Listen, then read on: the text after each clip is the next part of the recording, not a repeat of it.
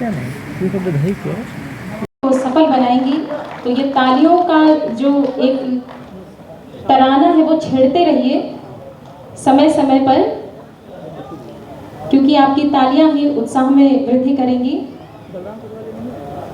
और बैज अलंकरण कर स्वागत और सम्मान करते हुए श्री महेश श्रीवास्तव जी भी हैं साथ में। स्वागत और सम्मान करते हुए बहुत ही सुंदर क्षण है ये।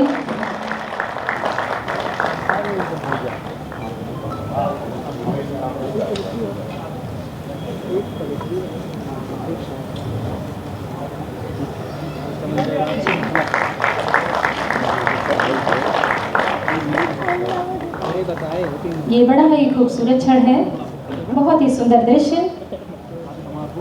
और इसी क्रम में आमंत्रित करूंगी श्री अफजल जी को। श्री अफजल जी हम लोगों के बीच में डॉक्टर सर्वेश अस्थाना जी हैं, आप उनका स्वागत और अभिनंदन करें।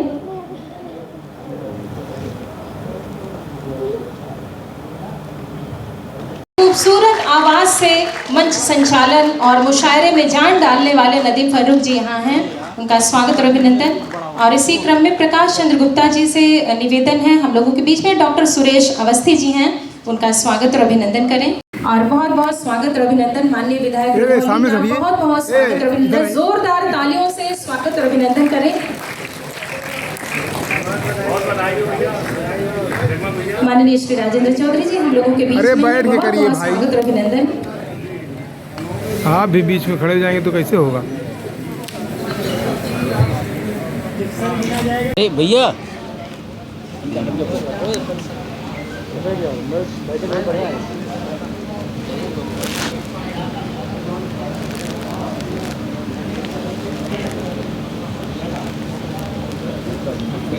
करना पड़ेगा ना, करना पड़ेगा ना।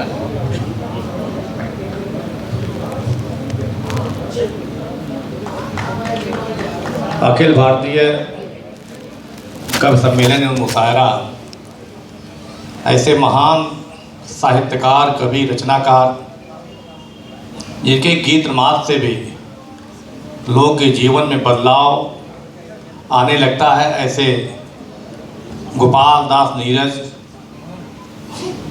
निरंतर नीरज। और ये सौभाग्य का विषय है कि ऐसे सभागार में हो रहा है कि जो उनके समकक्ष करीब 7-8 दिन उनसे उम्र में ज्येष्ठ पंडित अटल बिहारी वाजपेयी और दोनों साहित्यकार एक साथ अपनी यात्रा को शुरू किया था। राजनीति समाज से होते हुए वो देश के सर्वश्रेष्ठ दुनिया के राजनेता हुए, दिलों पर राज करने वाले, और दूसरे उनके छोटे भाई के रूप में साहित्य के क्षेत्र से जन जन के हृदय में अपना स्थान बनाने वाले ऐसे महान व्यक्तित्व के लेकर आज का यह कार्यक्रम आयोजित किया गया है। सबसे पहले मैं आयोजित समिति को बधाई और शुभकामना दूंगा कि यह धरती रामचंद्र शुक्ल की है, आचार्य शुक्ल की है, सर्वेश्वर लाल सक्सेना, लक्ष्मीकांत खरे, साथ साथ रंगपाल से होते हुए अष्टभुजा प्रसाद शुक्ल तक ये जा रही है, और साथ ही साथ मंच पर अपने विनोद उपाध्याय जो साहित्य की सेवा कर रहे हैं। हम सबको मालूम है कि मनुष्य और प्रकृति के बहुत नज़दीक जो व्यक्ति होता है वो कवि होता है, और कवि का जो धर्म है वह हमेशा समाज का मार्गदर्शन करते हुए कैसे देश का उत्थान, अपनी संस्कृति, संस्कार और जो चुनौतियां हैं, इतिहास है, उनको अध्ययन करते हुए क्या माने काव्य के माध्यम से, रचना के माध्यम से कैसे उसे बनाए रखें और कैसे लोगों के मनों में जनभावना जागृत करके देश के लिए, समाज के लिए, संस्कृति के लिए उन चुनौतियों को स्वीकार करने का मार्गदर्शन हमारी कविताएं करती हैं। आप देखते हैं कि जब सर्वभूत हिताय को लेकर कोई साहित्यकार सृजन करता है तब उसका बहुत दिनों तक लोगों के हृदय पर राज होता है। और आज के इस दौर में जब अभिव्यक्ति की स्वतंत्रता के माध्यम से लोग उस श्रृंखलता की तरफ जा रहे हैं, आप सदन में देखिए, अखबारों में देखिए, समाज में भाषणों में देखिए, उसमें कवि और मुशायरा करने वाले ऐसे शायर इतने संयंत्र दृष्टि से अपनी बात रखते हैं जो लोगों के दिलों के हृदय पर राज करते हुए गतिगामी लंबे समय तक उनके द्वारा मार्गदर्शन होता है।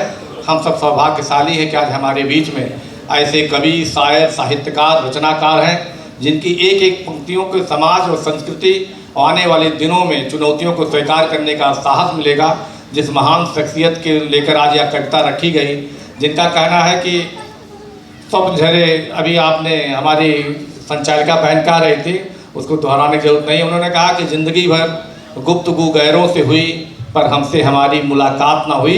ये जो कवि गण आए हैं हमसे हमारी मुलाकात कराने के लिए यहाँ उपस्थित हैं। भट्टागर जी ने कहा कि जब अकेला होता है तो वह सिर्फ कागज होता है, जब साथ मिल जाता है तो गीत बन जाता है, और जब वह अकेला होता है तो उसके भाव सिर्फ अफसास रह जाते हैं, लेकिन जब वह साथ मिलता है तो गीतकार कवि के रूप में सारे प्रश्नों का उत्तर मिल जाता है। आज सारे प्रश्नों का उत्तर और समाधान के साथ साथ समाज का मार्गदर्शन करने के लिए हमारे बीच में देश दुनिया से अन्य जनपदों से आए हुए सारे साहित्यकारों का मैं हार्दिक स्वागत, अभिनंदन, वंदन करता हूं, और जोरदार तालियों से आप लोग स्वागत करें कि ऐसे महान कवियों के साथ हम सबको आज की रचना सुनने का अवसर मिलेगा।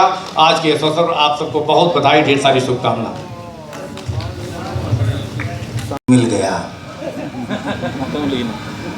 मुझे बहुत खुशी है कि आज रामनवमी के दिन जगमग जी की 9वीं कृति का लोकार्पण हुआ है। अगर ये 9 किताबें उठा करके इनके बच्चों में बांटी जाएं तो प्रत्येक बच्चा बहुत अच्छा इस बार भी बोला, और जो उन्होंने संकल्प लिया है महेश के साथ मिल करके, अनुराग के साथ मिल करके और आप सबके साथ मिल करके, उसका एक हिस्सा उन्होंने मुझे भी बना रखा है। तो मैं भी ये आपको आश्वस्त करता हूँ कि जब तक ये कार्यक्रम रहेगा और जब तक हम रहेंगे तो हम यहाँ आएंगे ज़रूर, भले बुलाए जाएं या ना बुलाए जाएं। अब इससे ज़्यादा तो हम वादा कर नहीं पाएंगे। एक बार मानवी के लिए ताली बजनी चाहिए। बहुत श्रेष्ठ वो संचालिका हैं और बहुत उनकी जो ध्वनि है, उनकी जो आवाज़ है वो बहुत प्रभावी है। अध्ययनशील हैं वो, इसलिए उनको कवियों की कविताएं याद रहती हैं। मैं ज़्यादा समय नहीं लूँगा, मुझे पता है कि आप लोग बहुत दूर दूर से आए हैं। मंच पर भी एक विराट टीम है, बड़ी टीम है। इसको संचालित करना भी मुझ जैसे छोटे कद के आदमी के लिए बहुत मुश्किल सा है, लेकिन जहाँ मंच पर डॉक्टर सुरेश अवस्थी बैठे हों, जो व्यंग्य के बड़े हस्ताक्षर हों और बहुत बड़े पत्रकार हों, उनकी जब उपस्थिति हो और जब कार्यक्रम की अध्यक्षता आदरणीय ज्ञानेंद्र जी कर रहे हों, तो इस कार्यक्रम में अनुशासन बना रहेगा, ऐसा मुझे विश्वास है। इस कार्यक्रम के मुख्य अतिथि थे हमारे गौ सेवा आयोग के उपाध्यक्ष, हमारे बहुत आदरणीय प्रिय, जिनका मैं बहुत सम्मान करता हूं, महेश शुक्ला जी, वो यहाँ पर हैं। गौ सेवा को सिर्फ गाय से मत जोड़िए आप। गो का अर्थ गाय तो होता ही है, लेकिन गो का अर्थ इंद्रिय भी होता है। अगर श्री कृष्ण को गोपाल कहा गया है तो इसलिए गोपाल कहा गया है कि वो सिर्फ गायों के पालन करता नहीं थे, वो इंद्रियों पर भी अपना कब्जा रखते थे, इसीलिए उनको गोपाल कहा गया। उनको गोविंद कहा गया, गोविंद कहा गया। गोविंद का अर्थ ये होता है जिसके पास इंद्रियों की शक्ति प्राप्त हो, तो इसलिए श्री कृष्ण जी को गोविंद कहा गया। उन्होंने गोवर्धन को उंगली पर उठाया। मैं नई बात आपके सामने कहने जा रहा हूँ, अगर ठीक लगे तो महेश जी की उपस्थिति में अच्छी तालियां बजाइएगा। गोवर्धन यानी इंद्रियों की जब इच्छाएं ज़्यादा बढ़ने लगती हैं तो कोई गोपाल उन्हें ऊपर उठा करके उनको संयमित कर देता है। गोवर्धन का अर्थ ये है कि ज़्यादा बढ़ने न पाए, बाढ़ नहीं आने पाए। आइए इस कवि सम्मेलन और मुशायरे में मैं आप सबका स्वागत करता हूँ, इस्तकबाल करता हूँ, खैर मकदम करता हूँ। निरंतर नीरज जी एक ऐसे कवि थे जिनसे जो व्यक्ति एक बार भी आदरणीय मिल लेता था उसको लगता था कि नीरज जी सबसे ज़्यादा मुझे ही प्रेम करते हैं। मैं भी ये मानता हूँ, मैं भी उनके साथ बहुत रहा। हमारा प्रिय शशांक तो उनका पुत्र है, तो वो तो है ही है शशांक नीरज जी की छवि पूरी एकदम छवि नीरज जी की शशांक में है। तो मैं शशांक के रूप में आज मंच पर नीरज जी को उपस्थित मानता हूँ। नीरज जी के लिए प्रणाम की तालियां बजा दी जाएं। नीरज जी ने कहा कि आत्मा के सौंदर्य का शब्द रूप है काव्य। आत्मा के सौंदर्य का शब्द रूप है काव्य। मानव होना भाग्य है, कवि होना सौभाग्य। तो ये सच बात है। हम तो उम्र में भी बहुत छोटे हैं, जगमग जी से, सुरेश जी से, आदरणीय संरक्षक जितेंद्र जी से, ज्ञानेंद्र सर से, जो लोग अध्यक्ष हैं, शेष लोग उम्र में मुझसे छोटे हैं मंच पर, लेकिन मैं बहुत सौभाग्यशाली अपने आप को समझता हूँ कि मुझे वो स्थान माँ सरस्वती ने, कविता ने प्रदान किया कि आप जैसे बहुत बड़े लोगों के साथ